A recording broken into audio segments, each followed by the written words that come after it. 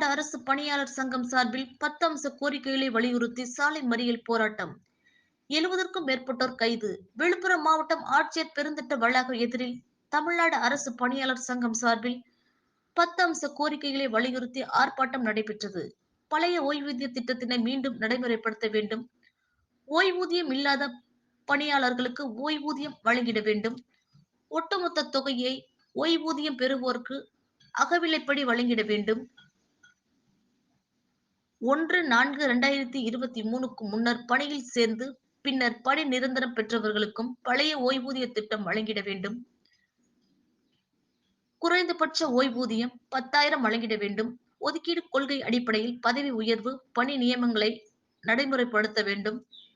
அரசு பணியாளர்களுக்கு தொழில் வரி ரத்து செய்ய வேண்டும்.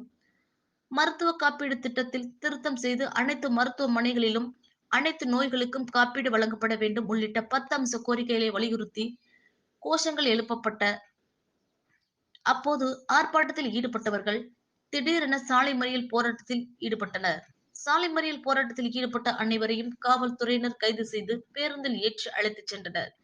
இதனால் சிறிது நேர பரபரப்பு ஏற்பட்டது.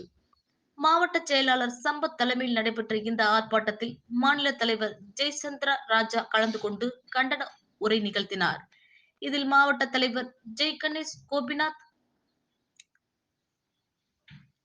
ரஷீத், ராமலிங்கம், வீரப்பன், சங்கர் உள்ளிட்ட ஏராளமான நிர்வாகிகள் கலந்து கொண்டனர்.